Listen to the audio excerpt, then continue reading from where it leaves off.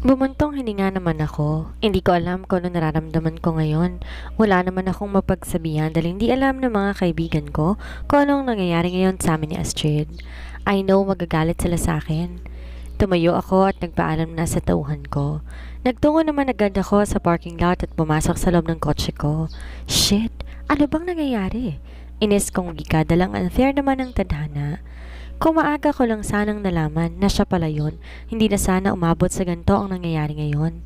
Ano bang dapat kong gawin? Wika ko naman habang naguguluhan. Wala na akong maisip na tama ngayon. Pinaandar ko ang kotse ko at nagtungo ko sa bar. Wala na akong mapupuntahan, tanging ito na lamang muna ako. Nagpapalipas ako ng gabi sa bar at nang magsawa na ako kakainom, umuwi na rin ako. Nagtungo agad ako sa kwarto ni Astrid at tiningnan siya.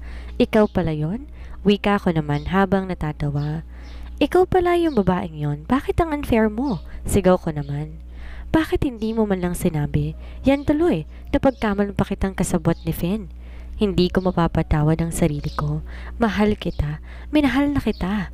Sambit ko habang umiiyak. Sana, mapatawad mo ako. Hindi ko alam kung anong nangyayari sa atin. Kung ano man ang kahantungan nito, wala na akong ibang sisisihin kung hindi ang sarili ko lang din dahil alam kong ako ang may kasalanan sa lahat. Wika ko naman habang umiiyak. I love you, Astrid. Sambit ko at hinalikan ang noo niya. Umalis na ako at nagtungo na sa kwarto ko at natulog. After 2 days, nagising ako nang dahil sa isang tawag. Wala pa naman akong saplot because Astrid and I made love. Komportable at puno ng pagmamahal sa tuwing gagawin namin ito. I don't know but I love her more than anything else. Ayoko na umalis siya sa tabi ko. Ayoko na mawala siya sa akin. Sir, nakakuha na po kami ng details. Wika naman ng tauhan ko. Sige, I will be there. Wika ko naman at kinuha na ang damit ko. Hinalikan ko naman sa noo si Astrid bago ko umalis. I will be back, my love. I love you, sambit ko naman. Hinalikan ko na rin siya sa labi at ang buong mukha niya. Nagbihis lang ako ng damit at nag-ayos na rin dahil baka mapagkamalan pa akong taong grasa nito. Nagtungo ako agad sa kotse at pumasok na sa loob ng kotse ko at pinandar ko na rin kaagad ang kotse ko at saka humarurot ng takbo. Ilang minuto lamang at nakarating na rin ako sa aking patutunguhan. Nagpark na muna ako, tsaka bumaba na. Pumasok na rin ako sa hideout namin.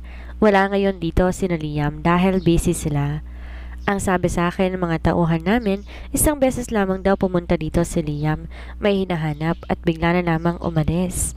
Hindi ko alam anong ginagawa ng lalaking yon. Sir, wika naman ng tauhan sa akin. Tumango ako at dire-diretso nang nagtungo sa loob ng meeting hall, tsaka umupo na sa swivel chair. Akin na, wika ko naman. Nilapag nila ang maraming papel sa harap ko. Kung noon hindi ako excited sa ganito kadaming papel sa harapan ko, ngayon naman excited na excited ako. Kinuha ko naman ang isang papel na naglalaman ng detail tungkol sa buhay ni Astrid. So, si Madam Lucille Ann Lincoln Alvieste pala ang lola niya? Damn! Paniguradong malalagay ako sa peligro nito. Wika ko naman habang binabasa pa ang ibang details niya. Naghanap pa ako ng ibang details nang bigla kong makita ang isang papel na may nakalagay na Mother. Agad ko naman tong binasa ng walang pagdadalawang isip. Lady Johnny Claudia T. Nalaki ang mata ko nang dahil sa nabasa ko. Shit! Sambit ko. Agad ko namang pinatawag ang investigator ko na nakahanap ng information na ito. Saan mo to nakuha? Tanong ko naman. Ngumisi naman siya sa akin. Dati akong tauhan ni Sir Astro. Alam ko ang tungkol dyan. Hindi alam ni Astrid ang buhay ng nanay niya at wala siyang alam tungkol sa nanay niya. Wika naman ng tauhan ko. Hindi niya alam na may kapatid siya? Sambit ko naman. Tumango naman ng tauhan ko. Makakaalis ka na. Wika ko naman. Bumuntong hininga naman ako at nakatitig lamang ako sa papel na hinawakan ko. Hindi pwede. Hindi niya pwedeng malaman ito. End of flashback. Nakarating na ako sa kwarto, umiiyak pa rin ako. Ayoko naman ang sariling nanay niya ang gumawa sa kanya ng kasakiman. Alam ko may hinanakit siya sa nanay niya. Mas mabuting ako mismong kamuhian niya kaysa ang nanay niya mismo. Kasi pag nalaman ni Finn na may koneksyon kami ni Astrid, sigurado, papahanap agad ni Lady Chow si Astrid at paparusahan niya hanggang gusto niya. Dahil anumang hingi ni Finn, gagawin ni Lady Clow. Kaya natatakot ako na lumabas siya dito. Everything starts with my plan, pero nag-iba ito ng direksyon nang malaman ko na ang totoo. I'm sorry, Astrid. Kailangan mong pagbayaran ng ginawa ng kapatid mo sa akin? Wika ko na lamang habang umiiyak. Umiyak na lang ako hanggang makatulog na ako. Jennifer's POV. Hindi ako makatulog. Nasa hotel na ako ngayon. Hindi alam ni Sean na umalis na ako sa mansyon at wala rin alam si Mayora sa mga nangyayari ngayon. Jennifer, iha? Tawag naman ni Mommy. Bumangon naman ako kaagad. Kagagaling lang nila sa ospital. Nagbabantay din sila kay ate. Samantalang habang yung family naman ni Astrid ay hinahanap siya. Yung plano namin ni na Alas ay nasusunod pa rin naman nila. Naghahanap pa rin naman sila ng info at sinusundan ng mga kaibigan ni Apollo. Alam kong may alam sila dahil hindi sila gumawa ng hakbang para warningan si Apollo sa posibleng mangyayari.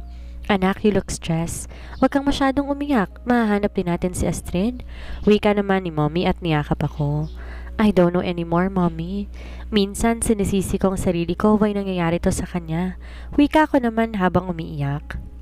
Hindi ko maintindihan ang nararamdaman ko ngayon. Mixed emotions kaya parang wala na akong mailalabas na luha pa ngayon. Bumuntong hininga naman si Mommy. Tumingin siya sa akin nang may pag-aalala sa mga mata niya. Honey, everything will be fine. Si Ate Samantha mo, she's doing better. And kay Astrid na nahirapan man sila sa paghahanap pero patuloy naman silang naghahanap ngayon. Wika naman ni Mommy sa akin. Hindi ko alam kung matutuwa ba ako o gagaan ba ang loob ko. Kasi hanggat di ko nakikita na buhay ang best friend ko, walang katahimikan ng damdamin ko. Mommy, papahinga lang po sana ako, wala po akong lakas ngayon. Wika ko naman at agad nang humiga. Okay, honey. I will leave you. Magpapahinga na rin ako. Wika naman niya at hinalikan ako sa noo ko. Pinili ko namang pumikit pero sobrang hirap. Ayaw kong patulugin ang isipan ko. I hate it. Wika ko naman. Tumayo ulit ako at nagbihis ng plain lang na white t-shirt at black na pants. Kumuha lang ng pera sa wallet ko at agad kinuhang susi ng sasakyan at ng cellphone ko. Tinawagan ko agad si Alas para magkita-kita kaming lahat. Alauna na ng gabi pero hindi pa rin ako nakakatulog. Ma'am, wika naman ni Alas sa puyat na boses. San kayo? Tanong ko naman sa kanya. Nandito na po ako sa labas ng bahay ni Briggs. Mukhang nagkakatuwaan po sila eh. Wika naman ni Alas. Wala ka bang napapansin na iba dyan? Tanong ko naman habang lumalabas sa kwarto. Wala po eh. Kanina ko po siya sinundan pero wala namang kakaiba. Wika naman niya sa akin. Okay, sige. Magbantay ka na lang dyan. Wika ko naman at pinatay na ang cellphone. Agad ko namang tinawagan si Makmak. Kamusta dyan? Tanong ko naman kay Makmak at kasta sa nagbabantay kay Liam dahil alam kong may mas alam sila kaysa kina Miko at Briggs. Ma'am, kanina po wala po dito si Sir Liam. Inaantay po namin siya pero hindi pa rin po siya umuwi. Sambit naman nila. Bumuntong hininga naman ako. Sinusundan niyo ba siya? Wika ko naman sa kanila. Opo ma'am, sumakay kami sa tricycle pero bigla po siyang lumiko at dahil nga yung tricycle yung nasakay namin, na traffic pa kami kaya ayan tuloy, di na namin naabutan si Sir Liam. Wika naman nila sa akin. Napatampal na lamang ako sa aking noo. Nakasakay na ako ng elevator ngayon at pababa na ako sa parking area. Sige, magmasid pa kayo dyan, baka uuwi din ang lalaking yan. Wika ko naman at pinatay na ang tawag. Tinawagan ko si Butchok para kamustahin si Sean. Ano na? Wika ko naman. Nasa parking area na ako at pumasok na ako sa loob ng sasakyan ko. Hindi pa po lumalabas si Sir Sean eh. Malaking tulong po talaga na dito na lang ako sa labas ng bahay. Hindi pa rin siya bababa. Wika naman ni Butchok. Nakakainis naman eh. Mukhang palpak itong plano namin. Hintayin mo na lang ako dyan. Wika ko naman at agad nang pinatay ang tawag. Lagi kong tinatawagan ay si Bornok. Hello Bornok, bakit ang ingay dyan? Tanong ko naman kay Bornok.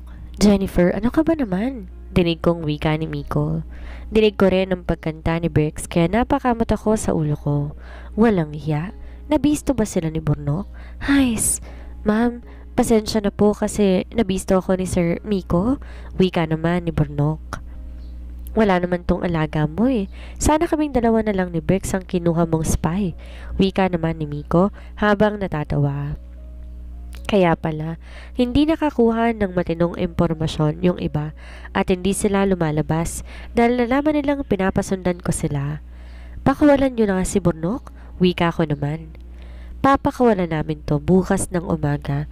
Nagiinuman pa kami dito oh. Wika naman ni Brix. Oo nga ma'am, bye-bye po. Wika naman ni Burnok at pinatayan na ako ng tawag. Gusto ko siyang sapakin dahil sa ginagawa niya. Panira ng plano tong mga to eh. Sigaw ko naman at pinaandar na agad ang kotse ko. Bakit ko ba kasi naisipan na siya yung ipabantay kay Miko? Yung ugali niya, katulad lang din ng kay Miko, walang pagkakaiba. Inis na inis akong pumunta sa isang kainan para bumili ng mga pagkain ng mga kasama niya. Yang si Burnok, hindi ko niyan papakainin. Nang matapos akong bumili, agad-agad akong bumalik sa loob ng kotse ko at pinandar na ulit ito. Isa-isa ko silang pinuntahan. Ang una ko namang pinuntahan ay si Gasgas at Makmak dahil alam kong nagmamasid na ngayon si Liam at di naman po pwedeng pabayaan ko ang mga yon at baka kung ano pa ang mangyari sa kanila at ako pa yung masisisi nila. Maya-maya pa, nakarating na rin ako sa patutunguhan ko. Agad naman silang nakitang nakahiga sa damuhan. Psst! Tawag ko naman sa kanila. Agad naman silang nagpanik at agad-agad na hinanap kung nasa nang gagaling ang boses. Natatawa ako pero pinigilan ko naman ang sarili kong matawa dahil baka akalain nila ginugood time ko lang silang dalawa. Ma'am, naman eh, pambihira. Kinabahan ako dun ah. Kala ko kung sino, wika naman nila. Natawa naman ako ng bahagya. O ito, pagkain nyo, pumasok na kayo sa loob. Wika ko naman habang sumisenya sa kanila. Bakit po? Nahanap niyo na po ba si Bossing? Takang tanong naman ni Gasgas sa akin. Umiling naman ako. Basta, pasok muna kayo. Papaliwanag ko na lang sa inyo mamaya. Wika ko naman sa kanilang dalawa. Nag-aalangan man silang pumasok, wala din siyang nagawa. Pumasok na lamang sila at agad-agad na rin akong pumasok. Bakit po ang dami niyong biniling pagkain? Tanong naman sa akin ni Makmak. Aba syempre, alam kong gutom na gutom kayo. Sambit ko naman sa kanila. Tama ka nga ma'am, hindi ka nagkakamali. Wika naman nila habang tuwang-tuwa. Maya-maya pa, pinaandar ko na ang sasakyan. Bumusina pa ako at nakita ko naman ang ilaw ni Liam na biglang bumukas at nakita ko siyang sumilap sa bintana niya. Umalis na ako, agad nagtungo kay Butchok para sunduin na siya. Pinagod ko lang sila kaya naiinis ako sa sarili ko dahil hindi ko sila kaagad na monitor. Next time, I will create another plan. Nang makarating ako, nakita ko naman si Butchok na nakatulog sa ilalim ng puno. Kaya pala hindi niya makita si Sean kasi tulog na tulog. Iiling-iling na lamang ako at agad na pumunta sa kinaroroonan niya. Yung dalawa naman hindi na bumaba, kumain lang sila ng kumain. Hoy! Wika ko naman habang niyuyuyog siya. Sambit naman niya at winakli agad ang kamay ko. Hoy gising! Sigaw ko naman habang niyuyuyog pa rin siya. Ano ba? Sambit niya at bumangon naman agad siya. Kinusot-kusot niya pa ang mga mata niya. Baka naman bigla na lang siyang nabigla nang makita niya ako. Hala, ma'am, pasensya na po, nakatulog na po ako. Ano, nakalabas na po ba yung si Sir Sean? Tanong naman niya sa akin. Iiling-iling na lamang ako. Hindi. Tumayo ka na dyan at pumasok ka na sa loob ng kotse. Kumain ka na muna. Wika ko naman. Wala ako sa mood na na-disappoint ako sa sarili ko dahil sa kapalpakan ko. Tumango naman siya at agad na sumunod sa sinabi ko. Walang ano-ano. Pumasok na siya at nang makita naman niya ang dalawa, nagtaka naman agad siya. Tapos na po ba? Nakita na po ba si Bossing? Tanong naman niya sa akin. Hindi pa, pero magpahinga na muna kayo. Wika ko naman na agad na niyang tinanguan. Agad-agad siyang pumasok sa loob ng sasakyan. Kumuha na rin ng pagkain at sabay na silang kumaing tatlo. Nagtungo din ako kay Alas dahil kawawa naman yun. Di niya alam na nandun sa loob si Burnok tapos siya ang nag-aantay sa labas. Bossing Alas. Agad naman nilang tawag na makita nila si Alas na puyat na puyat. Ma'am, bakit niyo po ako sinundo? Okay lang po ako dito. Sambit naman niya sa akin. Wala na kayong mamanmanan. Alam na nilang lahat. Dahil nandyan sa loob si Bornok, sinabi niya, yun ang plano. Wika ko naman habang nanghihina. Puisit. Galit na wika ni Bornok. Okay lang yan, hayaan nyo na. Wika ko naman at agad na pinaandar ang sasakyan. Hays, mukhang wala na akong pag-asang makita ko pa si Astrid. Bigla namang tumulo ang luha ko nang dahil sa isipin na iyon. Sana lumaban siya. Sana makasama ko siya ulit.